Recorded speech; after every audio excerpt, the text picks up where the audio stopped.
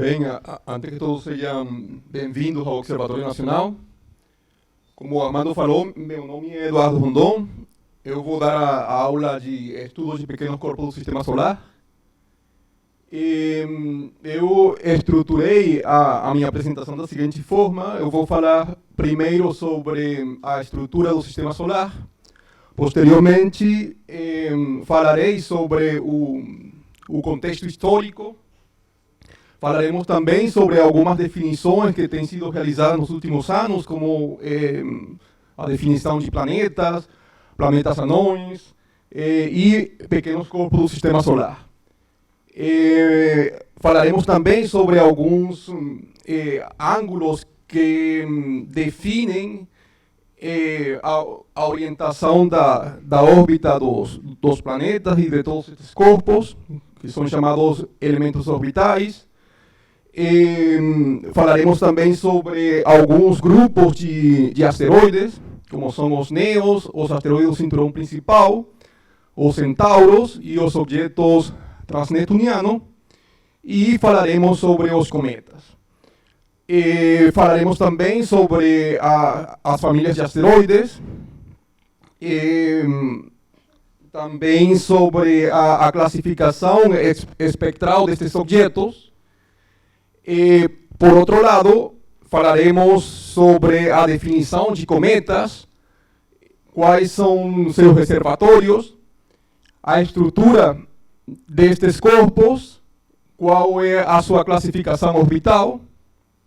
Falaremos sobre sua composição química, a morfologia dos corpos menores do Sistema Solar e as missões espaciais que têm permitido estudar estes objetos. Tá? Bem, antes de começar, eu queria dar inicialmente uma ideia geral do que é o nosso Sistema Solar. Como muitos de vocês devem conhecer, no ano 2006, a União Astronômica Internacional deu uma nova definição do que é um planeta, sim? Criou uma nova definição de planetas anãos e, por último, agrupou várias definições que a gente conhecia de todos aqueles corpos que são remanescentes da criação do Sistema Solar. Os agrupou, chamando eles de pequenos corpos do Sistema Solar, dentro dos quais se encontram os asteroides do cinturão principal, os centauros, os objetos transneptunianos e os cometas. Tá? Dentro deles também se encontram algumas subpopulações que falaremos delas. Bem, os asteroides basicamente se encontram dentro do cinturão principal, dentro do qual se encontra Ceres, e os cometas, principalmente os cometas de curto período, se encontram dentro do cinturão de Kuiper. Bem, até aqui a gente deveria, né, pensar, sim? Tá, mas por que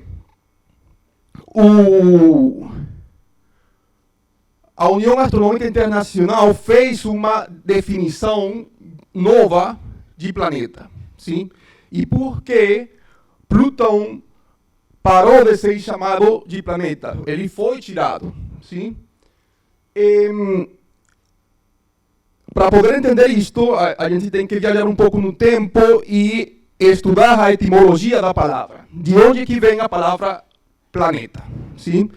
A palavra planeta vem do grego planetes, sim? O qual dá a ideia de um corpo que se movimenta no céu. Sim?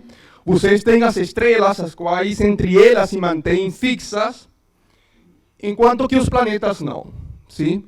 Já antigamente já tinham sido observados estes objetos, eles observavam as estrelas no firmamento, todas elas, entre elas se mantêm fixas, enquanto os planetas não. Eles viam que eles se movimentavam, sim? Então, dá a ideia de um corpo errante, sim? Que se movimenta. Então, daí, já sabemos qual é essa definição histórica, sim? O planeta vai ser todos aqueles objetos que se movimentam no firmamento, tá? O que acontece? Depois da descoberta de Urano, começam a aparecer algumas dúvidas, sim? Com respeito a estas agrupações. Urano foi descoberto no ano 1781. Ele nasce como uma confirmação da lei de Titus-Boge, sim? Onde esta lei, ou eu gosto mais de falar essa regra, né? O que diz é que simplesmente as posições dos planetas se podem predecir, sim? Onde cada uma dessas posições cumpre com uma progressão geométrica.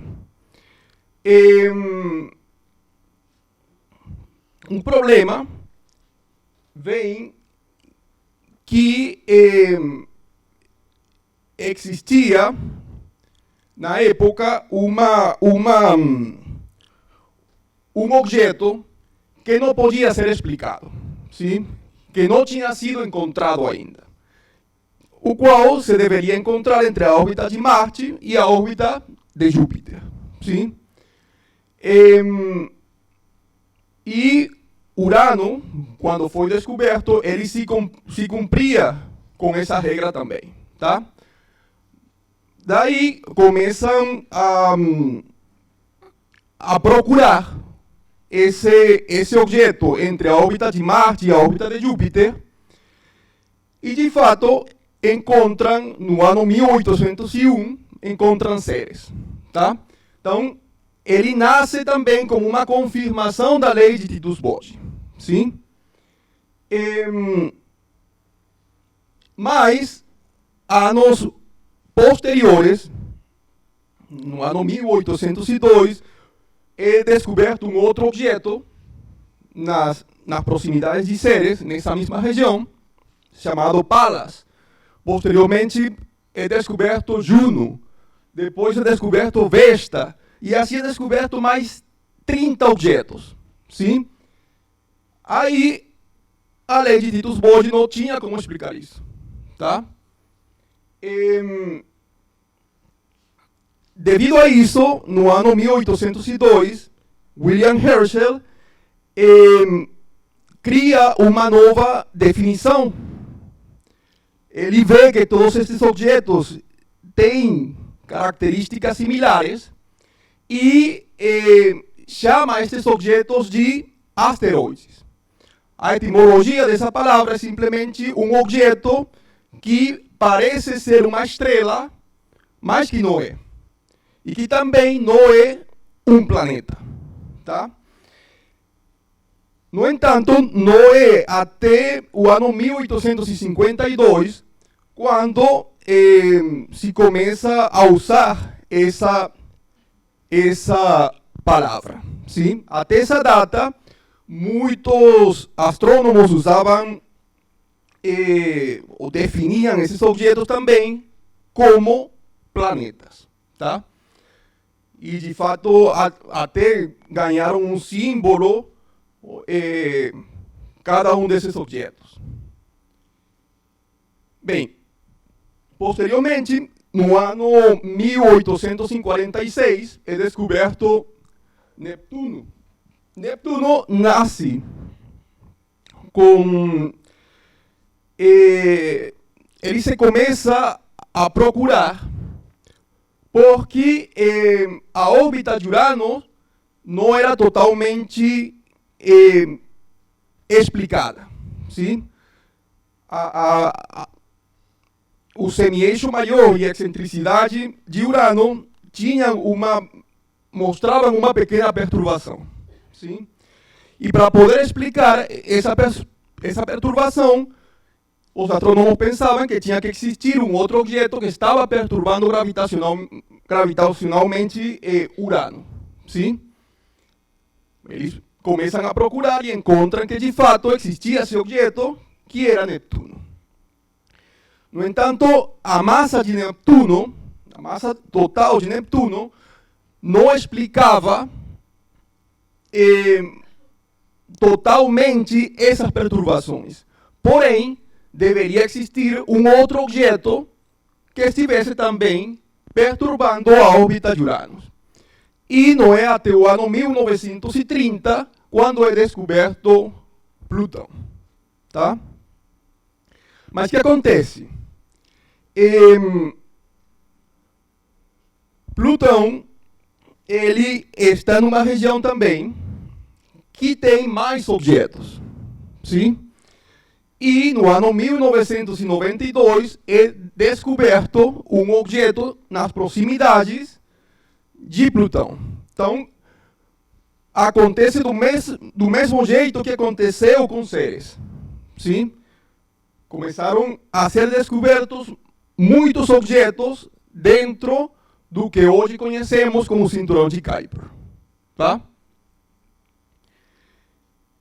E, assim, o evento final, né, é a descoberta de Eris. Sim? O Eris é agora considerado um planeta não.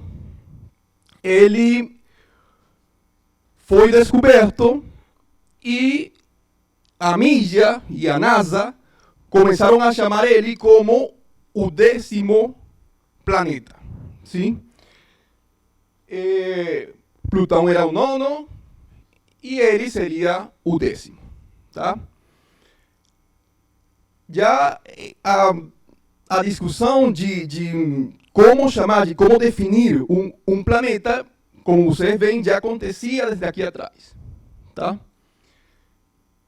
E não é até o ano 2006, onde a União Astronômica Internacional tinha a Assembleia Geral, e nessa reunião se define de fato o que deveria ser chamado planeta. Tá? A definição, eles colocam, a dividem praticamente em 3 partes, sim? Onde o planeta devia se encontrar, como primeiro requerimento, se encontrará orbitando ao redor do Sol. Tá? Deveria ter a massa suficiente para ele ter uma forma arredondada. E por último, ele devia ter uma órbita limpa. Lembram que estes objetos, vamos ver aqui atrás, os Ceres, não têm sua órbita limpa, eles se encontram numa região que a sua órbita é compartilhada com outros objetos. E Plutão, todos estes outros objetos também se encontram dentro de uma região que temos muitos objetos, tá? Então, daí, vocês veem que, segundo essa definição, Plutão não deveria ser considerado um planeta, tá? Então, principalmente, por esta parte da definição, Plutão sai de ser considerado um planeta. Se cria uma nova definição, que é o chamado planeta não, onde as 2 primeiras partes da definição é similar à de um planeta, mas na última parte ele não precisa ter sua órbita limpa. Tá? Porém, o Plutão passaria a ser um planeta anão. Tá? E por último, todos aqueles remanescentes do sistema solar, todos aqueles atritos, todas essas rochas que foram criadas na formação do sistema solar, passam a ser chamadas de pequenos corpos do sistema solar. Tá? Dentro dos quais se encontram os asteroides e os cometas. Como vocês podem ver na definição que dá a União Astronômica Internacional, não é uma definição quantitativa. Sim? Existem alguns autores que começam a trabalhar em como se poderia quantificar quando uma órbita se encontra limpa ou não. Sim? E Soter, no ano 2006, define um parâmetro chamado lambda, o qual vai nos definir quando nós encontramos a um planeta e quando nós temos um planeta anão ou um pequeno corpo do sistema solar. Para isso, quando lambda toma valores maiores do que 1, ele vai ser chamado de planeta, e para valores menores do que 1, são chamados de planetas anão ou pequenos corpos do sistema solar. De fato, se vocês fazem um gráfico aqui da massa como função do semi-eixo maior, lembrem que o P aqui é o período orbital, mas pela terceira lei de Kepler, vocês podem associar isto ao semi-eixo maior. Tá? E vocês conseguem fazer este tipo de plot. Essa linha daqui, tracejada, é quando lambda tem um valor igual a 1. Sim? E vocês veem que quando é maior do que 1, todos esses pontinhos que se encontram aqui são os planetas. Sim? Enquanto que para valores menores do que 1, são todos aqueles objetos que são definidos como planetas anãos. Tá? Onde essa linha sólida representa a órbita de Marte e essa outra a órbita de Plutão. Tá? Posteriormente, no ano 2015, Jean-Luc ele cria uma nova definição, uma definição um pouco mais geral, a qual pode ser aplicada a outros sistemas planetários, onde ele considera o tempo de vida de uma estrela. Tá? E da mesma forma, ao plotar a massa como função do semi-eixo maior, ele encontra agrupações onde se encontram os planetas e ao lado direito, na parte de embaixo, vocês veem que se agrupam os planetas anãos. Tá? Bem, em toda esta definição, a gente pode ver que o principal é que o objeto orbite ao redor do Sol, tá? Onde deve se cumprir a lei de gravitação universal e deve se cumprir a lei de Kepler. Tá? A primeira lei de Kepler, sabemos que o que indica é que o objeto vai se encontrar numa órbita elíptica, onde A é o semi-eixo maior, E é a excentricidade, e θ é chamado a anomalia verdadeira, tá? O qual é um ângulo que vai desde esse ponto acá, chamado periélio, tá? Até onde se encontre o nosso objeto. Tá? Esse ângulo é o que nós chamamos a anomalia verdadeira. Tá? A segunda lei de Kepler, sabemos que nos fala sobre que o objeto vai fazer uma varredura de áreas iguais, em tempos iguais, e que esse valor é uma constante. Tá? Essa constante vai depender da excentricidade e do semi-eixo maior. E por último, a terceira lei nos diz que o cubo do semi-eixo maior é proporcional ao quadrado do período orbital. Tá? Nesta tabela, vocês podem ver que a maior parte da massa do nosso sistema solar se encontra no Sol, praticamente 99,8% se encontra no Sol, e o resto se encontra distribuído entre os planetas, onde o principal, o maior planeta é Júpiter, sim, e o resto é bem pouco. Tá? Bem,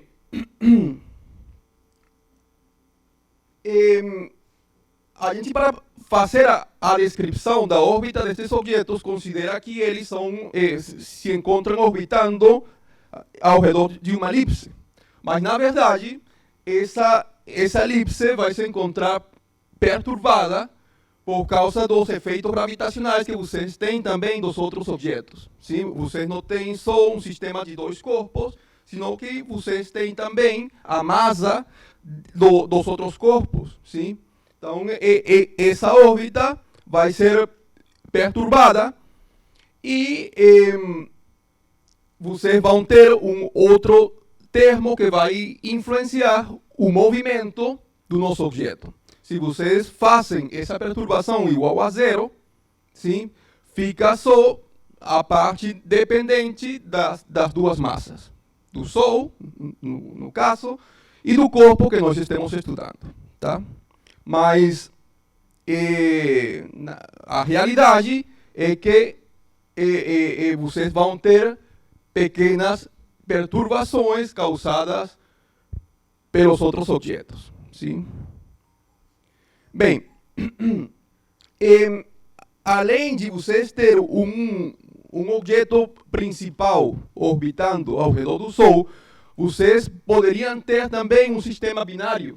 Vocês poderiam ter dois objetos, sim, como é o caso da Terra e da Lua, que orbitam ao redor do centro de massa. Sim? Onde a posição que nós definimos de uma elipse vai ser, na verdade, desse centro de massa. Sim? Vocês vão estudar, no caso de um sistema binário, vão estudar o movimento do centro de massa. E onde cada um desses objetos, tanto o objeto principal como o satélite, né, eles vão se movimentar também ao redor de uma elipse, onde o centro de massa vai se encontrar num dos focos dessa elipse.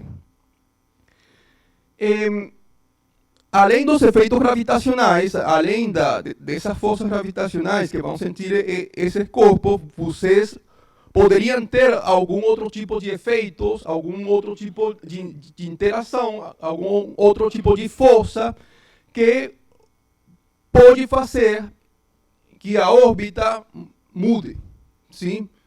Que mude a excentricidade e o semi-eixo maior.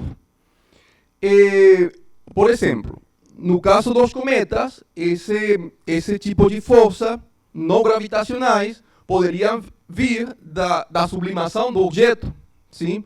O qual poderia causar que essa órbita mude em excentricidade e em semi-eixo.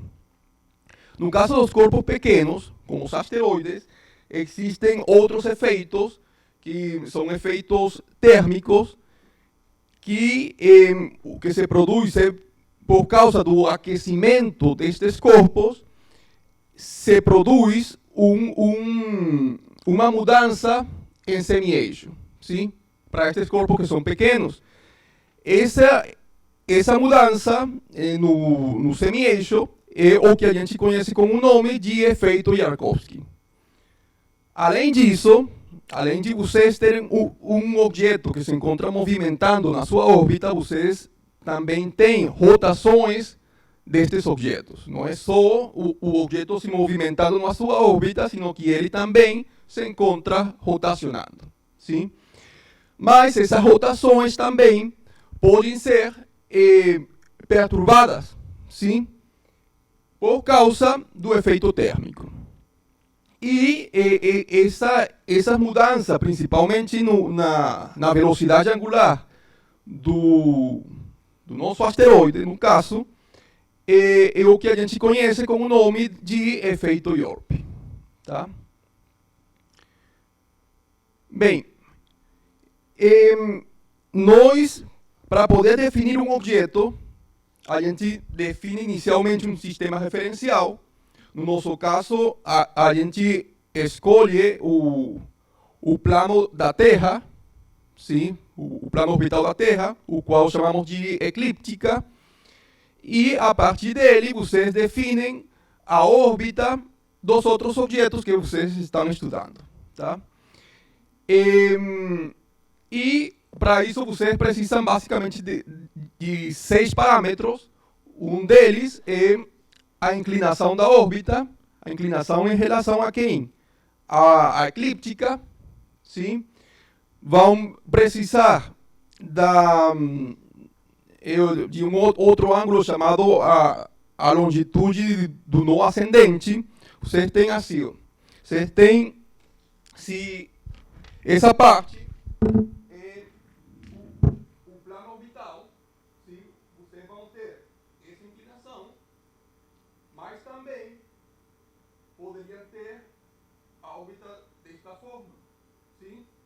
E além disso, vocês poderiam ter também o plano rotacionado desta outra forma, tá?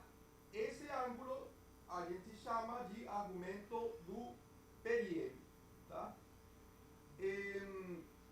E também precisaríamos da excentricidade e o semi-eixo maior, tá?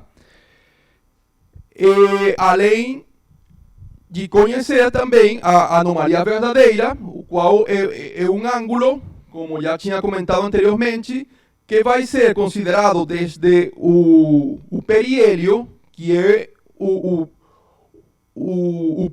ponto que se encontra mais próximo ao Sol, e a posição do objeto. Então, esse ângulo é o que nós chamamos de anomalia verdadeira. Tá? Bem, até o momento nós temos estudado o que, de forma geral, o movimento de qualquer tipo de objeto. Sim? No caso dos asteroides, em específico, vocês têm grupos de objetos que se encontram localizados dependendo das posições desses objetos. Sim? Neste plot, vocês podem ver o número de asteroides como função do semi-eixo maior. Tá? Podem ver onde se encontram, segundo o semi-eixo maior, cada um dos planetas. Vemos aqui Mercúrio, Vênus, a Terra, Marte, Júpiter, Saturno, Urano, Neptuno. Sim? Mas também vemos que existem agrupações aqui embaixo, em azul. Vemos estes outros objetos que se encontram entre a órbita de Vênus e a órbita de Marte, que são consideráveis, né? São um grupo considerável de objetos que chamamos de NEOs. São chamados de NEOs pelas suas siglas em inglês, de Near Cirrus Objects, objetos nas proximidades da Terra. Tá? Eles têm algumas outras subdivisões.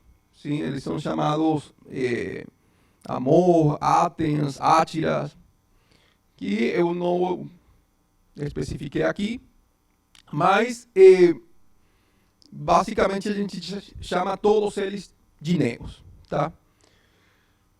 Além deles, vocês observam outros asteroides outro grupo de asteroides, chamado o grupo de Hungaria. Vocês veem um pico aqui, sim.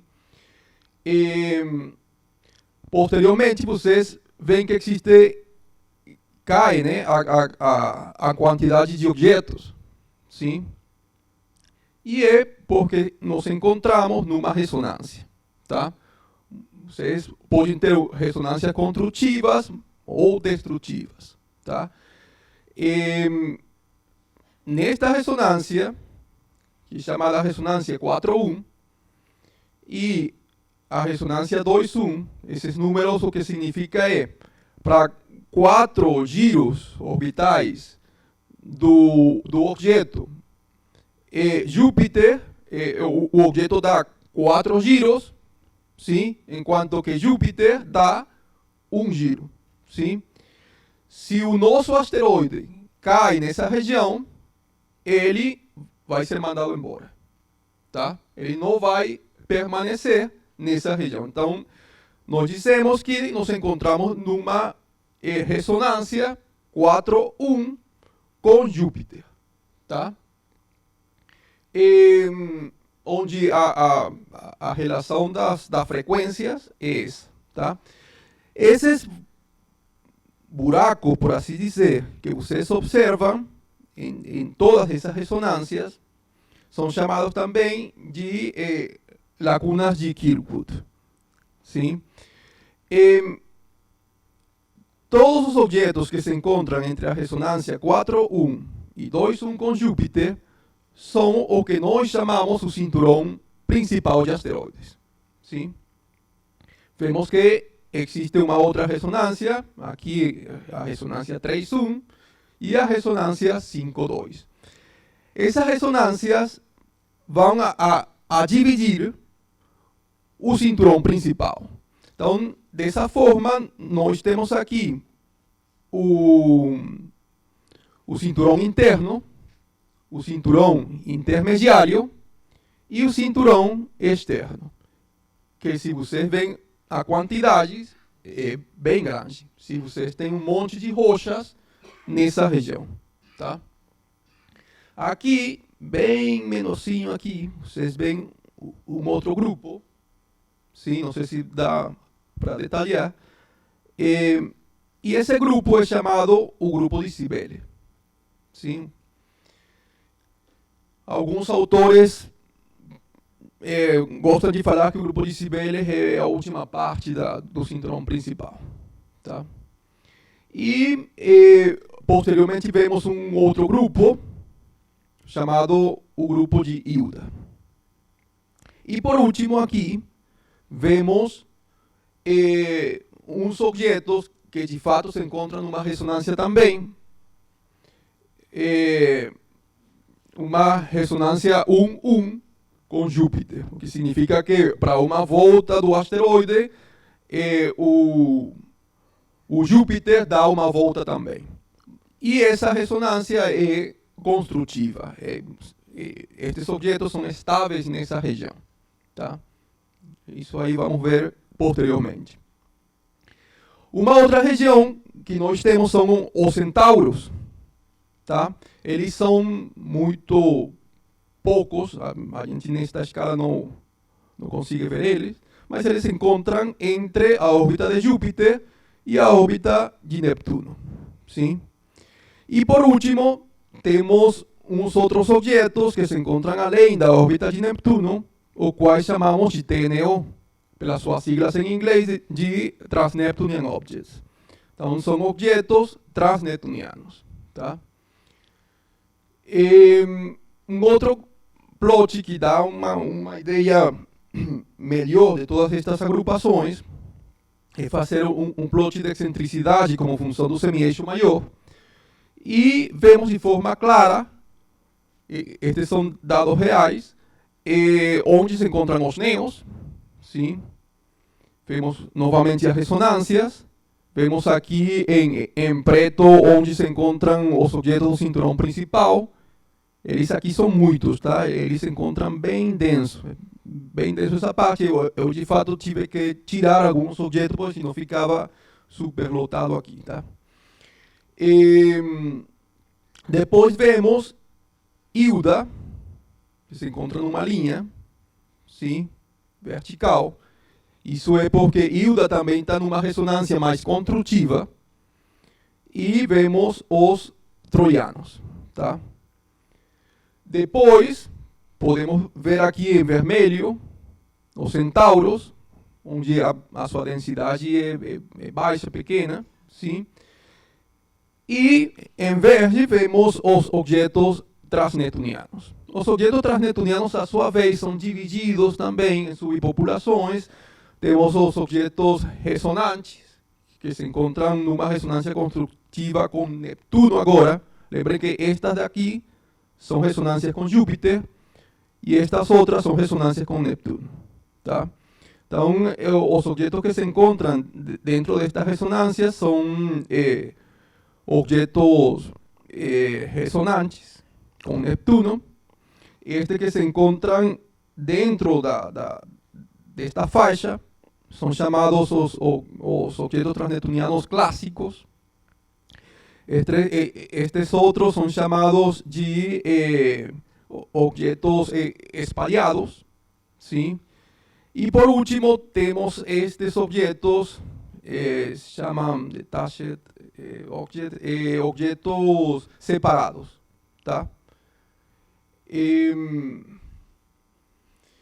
Bem, além disso, vemos esta linha, esta curva em azul.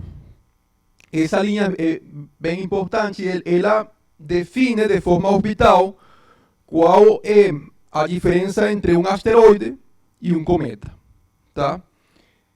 Dentro objetos com parâmetros de Cicerão, que é este parâmetro daqui, ele é uma constante do problema dos dois corpos, que depende do semi-eixo maior de Júpiter, o semi-eixo do objeto e a excentricidade e inclinação do objeto. Com esses parâmetros, vocês podem construir essa curva e observam que todos os objetos que têm parâmetros de Cicerão maiores do que 3 são asteroides, enquanto que objetos com parâmetros de Cicerão menores do que 3 são cometas. Tá? Cometas que, a sua vez, são divididos entre cometas da família de Júpiter, por isso são JFC, e cometas da família Halley, HFC. Tá? Onde os objetos, os cometas da família Halley são objetos que se encontram mais afastados, com excentricidade maiores. Tá? Bem, além disso, nós temos alguns objetos que são atípicos. Temos alguns objetos que não mostram nenhum tipo de atividade. O que eu chamo de não ter atividade?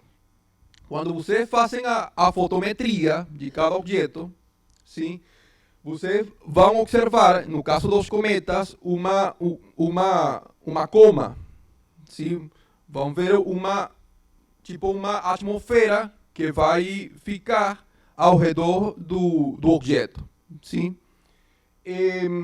No caso desses objetos, todos mostram essas características. Estes objetos são chamados ACOS. Não, são órbitas, são asteroides em órbitas cometárias. Por isso são chamados de ACOS. Sim? Eles deveriam mostrar certo tipo de atividade, mas não. Tá?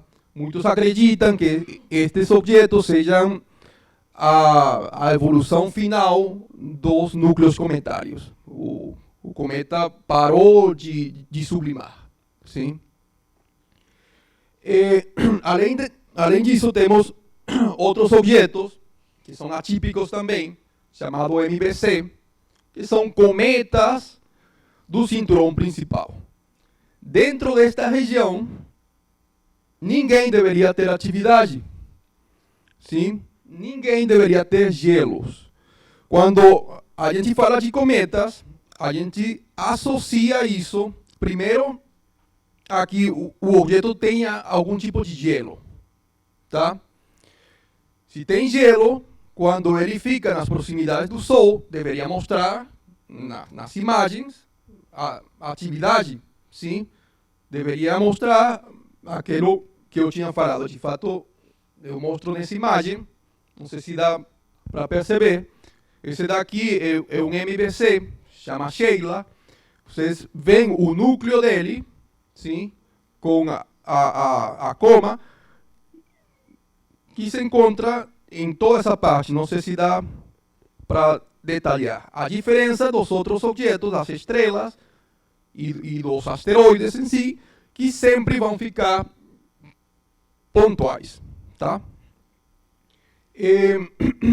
Muitos autores chamam estes objetos de asteroides ativos também, tá? Aí a sigla é AA. Eu gosto mais também de chamar eles de asteroides ativos. Na verdade, ninguém até o momento tem encontrado, quando fazem análises espectrais, ninguém tem encontrado linhas de gelo, nem de água, nem de dióxido de carbono, nem nada, tá? Então, muitos acreditam que, na verdade, essa coma que vocês veem aqui ao redor do núcleo, na verdade, seja causado por uma colisão, sim? Ou poderia ser causado também pela quebra do objeto, tá? Então, o que a gente está vendo aqui não é gás, senão é poeira, tá? Bem, além de ter grupos de asteroides, que é o que a gente tem falado até agora, a gente tem também famílias de asteroides, que é diferente, tá? Vocês têm grupos e tem famílias. As famílias de asteroides são o seguinte: vocês têm, no começo, objetos maiores no cinturão principal, sim? Mas que colidiram entre eles, tá? Dessa forma, esse objeto inicial se quebrou, sim? Criando assim outros objetos, tá? Então, todos estes objetos que vocês veem aqui, no início seria um só, tá? E as principais famílias são essas que vocês veem aqui. As mais, populacionalmente falando, são as maiores, né? Vocês têm a família de Hilda, de Vesta, de Flora, tá? E vocês veem que elas se encontram em qualquer parte do cinturão principal, em qualquer uma das bandas, tá? Bem, além da gente considerar, da gente dividir, agrupar, dependendo das suas características orbitais, a gente pode agrupar também, classificar os objetos usando os espectros dos objetos, tá? E dessa forma, a gente vai ter uma classificação, por assim dizer, química, sim? Do asteroide. Onde, dependendo da forma do espectro, vocês sabem que o espectro é simplesmente um plot da reflectância, no caso do asteroide, como função do comprimento de onda, tá? E cada elemento químico tem uma assinatura, sim? Dependendo da posição das bandas, a gente pode dizer, tá, vocês têm aqui X elemento químico, tá? Tem silício, tem carbônio, etc. Tá? No caso dos asteroides, eles principalmente têm olivinas e piroxênio. E a gente sabe isso porque vocês têm estas bandas aqui que se encontram em torno de 1 micrômetro e 2 micrômetros. característico das olivinos e dos piroxênios, tá? Além disso, existem outros objetos, estes daqui, que não apresentam essas bandas, são espectros planos, sim? Característico de materiais orgânicos, onde vocês vão ter carbono na estrutura, tá?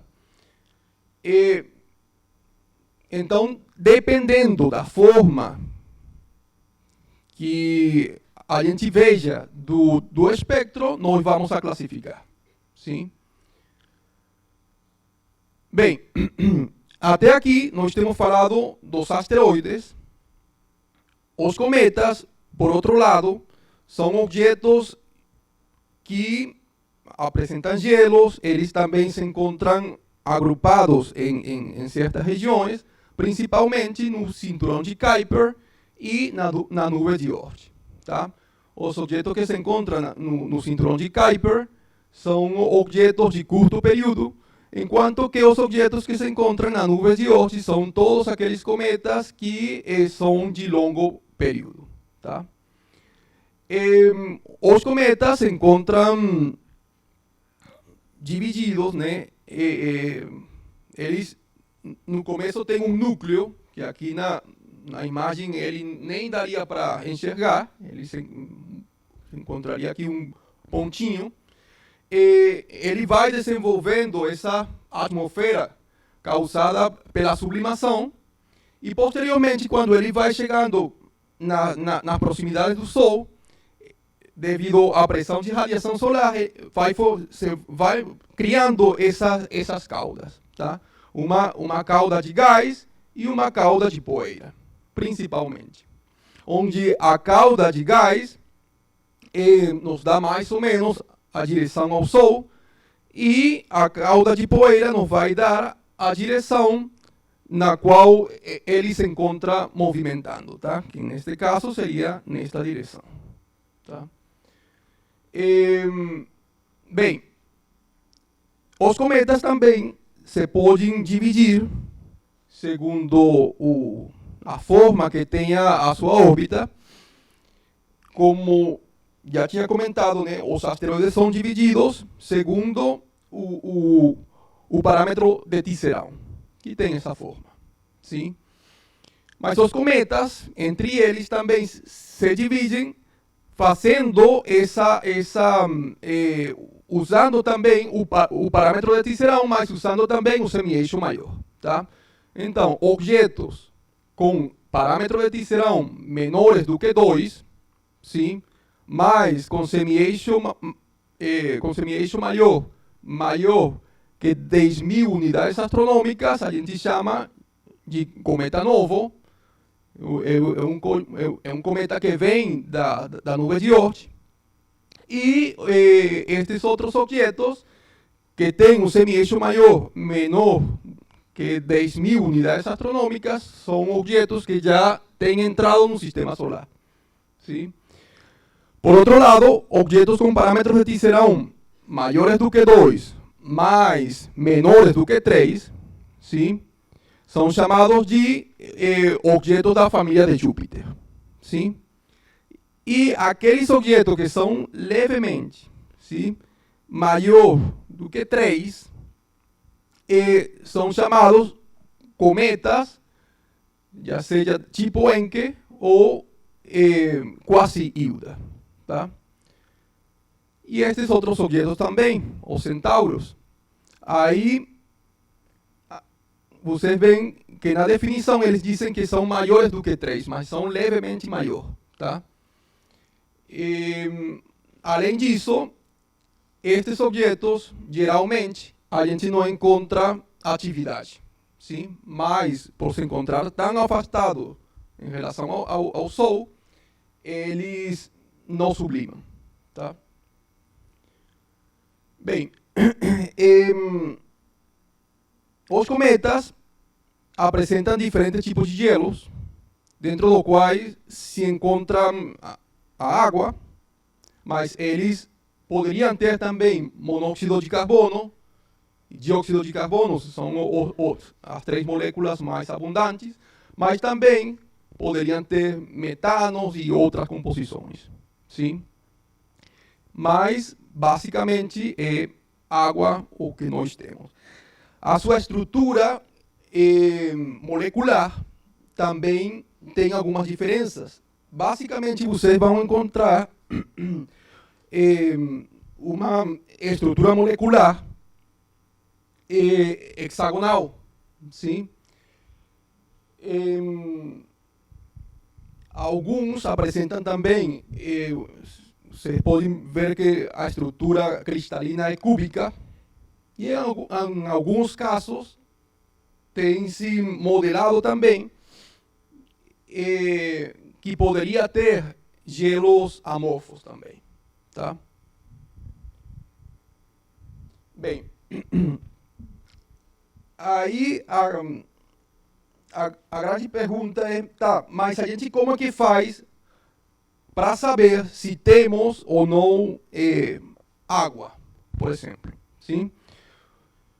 O que a gente faz, a gente sabe que a água, por dissociação, ela forma moléculas de OH. Então, a gente, o que vai detectar, de fato, vai ser esta molécula. Mas o que acontece? Que você se encontra na Terra e devido à atmosfera da Terra, não é tão fácil você ver essa linha, tá? De emissão. Na prática, o que a gente faz é que existem equações de correlação entre a molécula de OH e a molécula de CN, tá? Conhecendo essa correlação, se vocês observam no espectro a molécula de CN, vocês falam, pronto, aqui temos água, tá? E através dessa equação de correlação, vocês podem saber quanto é a quantidade de água que vocês têm nesse objeto, nesse momento, tá? Além de estudar os espectros do objeto quando ele se encontra em atividade, vocês poderiam estudar também quando o objeto não está ativo. Estudar só o núcleo do cometa. Mas isso é muito mais complicado, já que vocês precisam observar o objeto muito afastado do Sol e da Terra, e esse tipo de objetos é muito escuro, sim? Então é bem mais complexo. Mas existem alguns estudos e eles têm mostrado que os núcleos cometários eles não são como os asteroides que apresentam aquelas bandas, sim? Sino que são espectros planos. Neste plot vocês podem observar em preto, vocês veem o espectro observado, sim? E, por comparação, eles têm colocado aqui o espectro de cada tipo espectral. Tá? O tipo T, o tipo P, o tipo D, e eles veem qual fica melhor, qual se ajusta melhor.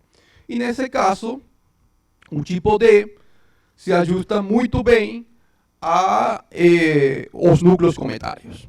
Tá? Não sei, você sabe o tempo? Não, tá bom. Bem, além disso, nós temos... Tá? Temos estudado também a morfologia de cada um desses objetos, tanto dos planetas anãos, tanto dos corpos menores do sistema solar,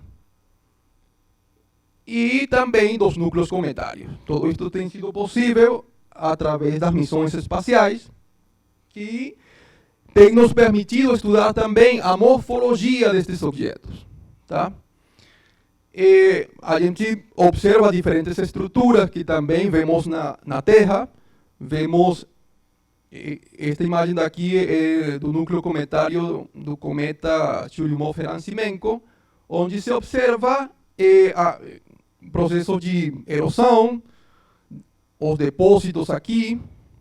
Vocês podem ver camadas e estratificação do núcleo. Acho que aqui dá para detalhar melhor. Tá? E vocês conseguem estudar também a morfologia das crateras, sim? E, entre outros estudos que vocês conseguem fazer da morfologia de cada um desses objetos. Como já falei, tudo isso tem sido possível através de missões espaciais. A primeira delas foi a International Cometary Explorer, o qual ela estudou a coma do cometa 21P, sim? E posteriormente também a missão Vega 1, Vega 2, duas missões japonesas, que na verdade era uma só, conseguiram estudar o plasma do cometa. Mas a missão Giotto, uma missão da Agência Espacial Europeia, foi a que obteve pela primeira vez o núcleo cometário com uma imagem relativamente boa, né? Espacial, o que se podia na época. Além de estudar os cometas, também temos a morfologia de alguns asteroides, sim? Como falei, dá para estudar também com essas imagens as crateras e diferentes características desses objetos. A maioria destas missões no começo não eram missões que eram dirigidas só ao estudo dos cometas ou dos asteroides, tá? Foram missões que eram dirigidas para estudar outro tipo de objetos, mas que foram aproveitadas também para estudar os pequenos corpos do sistema solar. No começo, muitas simplesmente passavam, né? E aí elas conseguiam pegar o objeto que se encontrava próximo. Mas, na atualidade, as missões já são dirigidas para isso, e vocês têm agora o orbitador, vocês têm um objeto que se encontra agora ao redor de cada um desses objetos e envia imagem já bem detalhada. A missão Hayabusa, uma missão japonesa também, ela conseguiu pegar pela primeira vez material, sim, e trouxe para a Terra. Existem missões também que têm levado um míssil, né, na verdade um impactor, tá? Como foi no caso do núcleo cometário do cometa Tempé-1, estudando assim a composição interna também do núcleo do cometa. E existem diferentes missões incríveis, na verdade,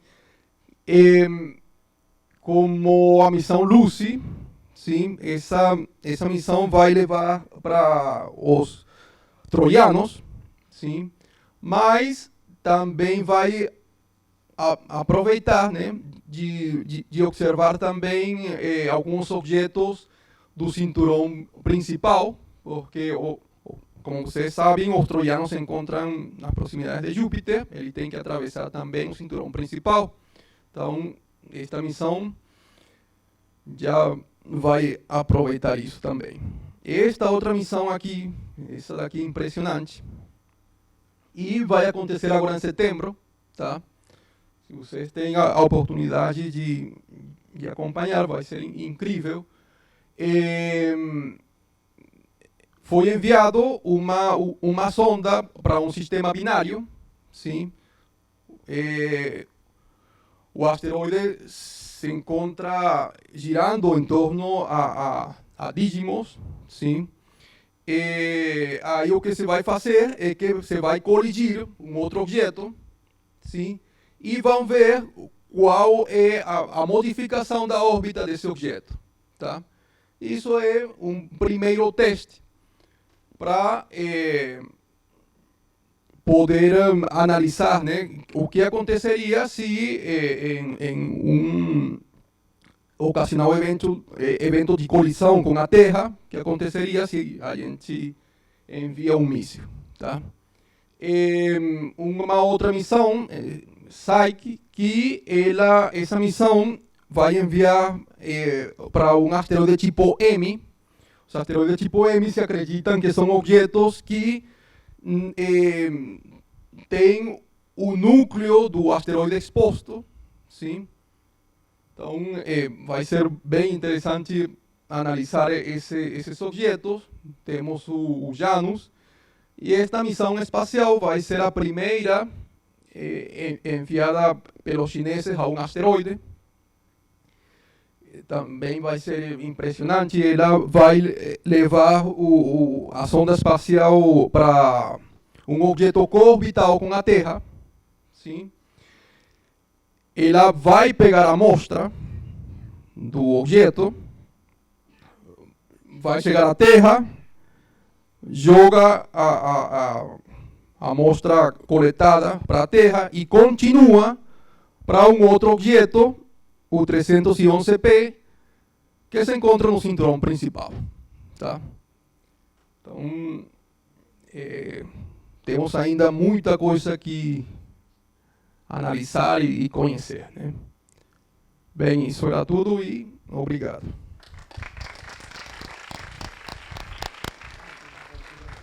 Muito obrigado, Eduardo. Interessante. Perguntas, comentários, dúvidas? Por favor.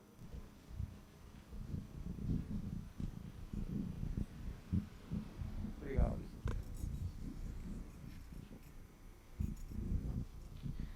Oi. A minha dúvida foi em questão da olivina, que ela é encontrada nos asteroides também, que foi encontrada na Lua, em Marte. E vocês conseguiram, explicar a origem dela, se também é vulcânica ou algo do tipo?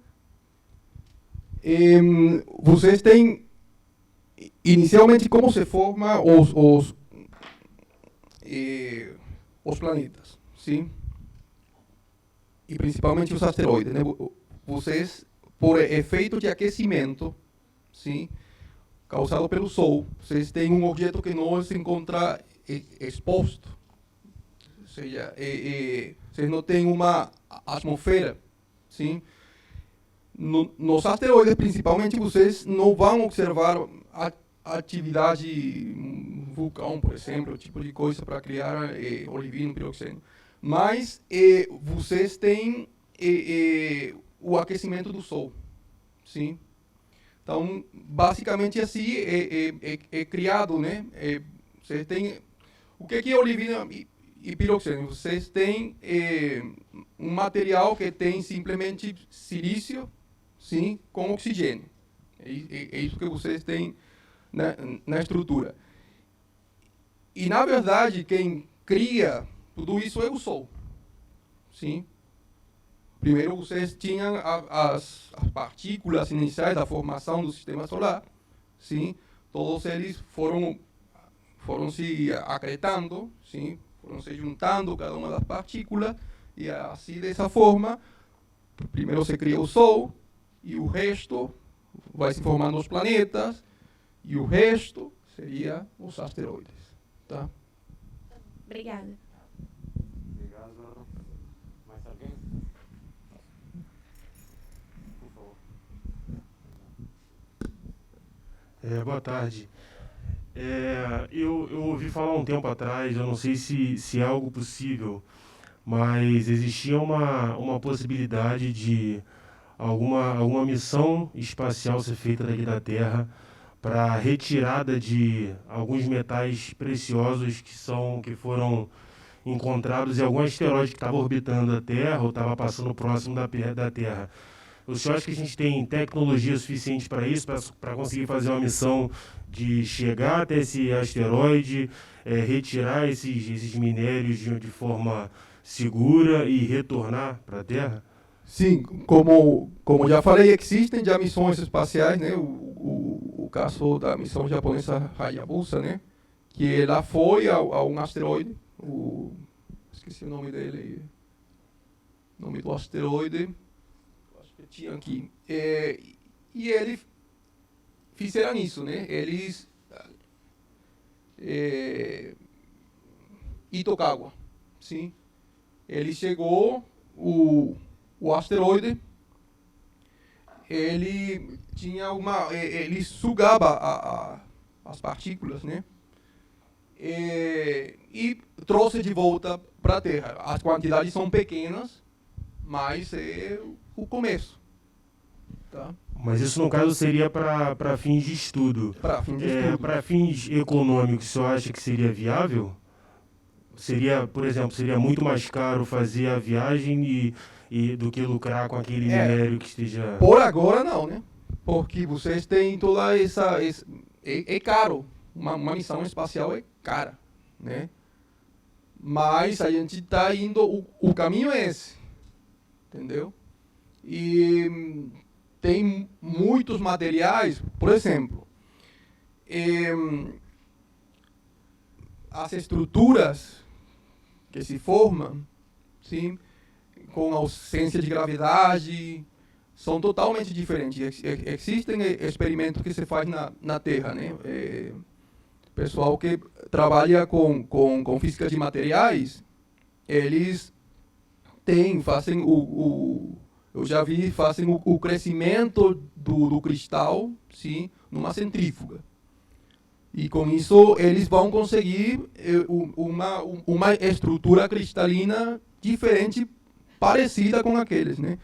E as propriedades físicas, por exemplo, condutividade térmica, né, muda, sim. Então, vai ser interessante? Vai, e muito, tá? Obrigado.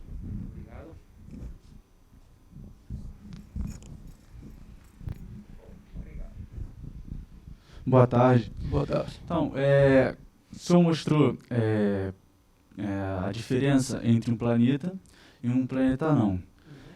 Para ser um planeta tem que ser maior que 1, né? Aquela equação. Através daquela equação, sim. E se for igual a 1, vai ser o quê? Ele estaria bem aí na borda, né? Seria um cara aí que... não sei ainda, né? Mas essa definição, ou seja, esse valor igual a 1, o que significa na prática? Sim? Ele o que tenta explicar é se a órbita onde se encontra o objeto é limpa ou não. É simplesmente isso o que está estudando esse parâmetro, aquele parâmetro lambda, né, ou o outro, tá?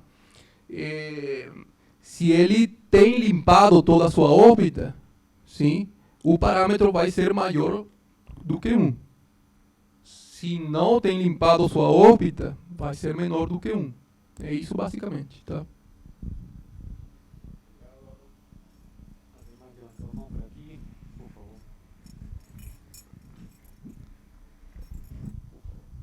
Boa tarde. Boa tarde. Você falou sobre as famílias dos asteroides, dos objetos. Qual parâmetro vocês utilizam para determinar que tal objeto é de tal família? Por exemplo, o formato dele é de tal família, a excentricidade é de tal família. É que você mostrou várias populações e você falou assim, esses daqui são de tal família e esse é de outra família. Até você fez o círculo no slide. Na classificação Isso, em famílias, né? Isso. Como que você determina que, por exemplo, os objetos são da família rosa e depois da família amarela? O que os dinamistas fazem, né, é que vocês têm os parâmetros orbitais, a excentricidade e o semi-eixo maior, e também a inclinação, tá? Aí vocês têm que... esse daqui que eu estou mostrando no fundo, né? eles são os parâmetros atuais. A gente diz os coladores, tá? Mas se você tira as perturbações, você vai conseguir umas excentricidades que não mudam a longo período, tá? Essas excentricidades, semi-eixo, inclinação, são chamadas de elementos próprios, tá? E é isso o que você plota, tá? Então, você define uma métrica e a mínima distância que você tem entre elas no seu código, sim, é o que vai definir essa família, tá? Obrigado. Mais alguém por aí? Obrigado. Boa tarde. Boa tarde. Uma coisa que eu ainda não entendi muito bem é o que seria uma órbita limpa e uma órbita não limpa, né? Sim, assim, de forma visual, o mais fácil é observar, né, aquele plot do cinturão principal.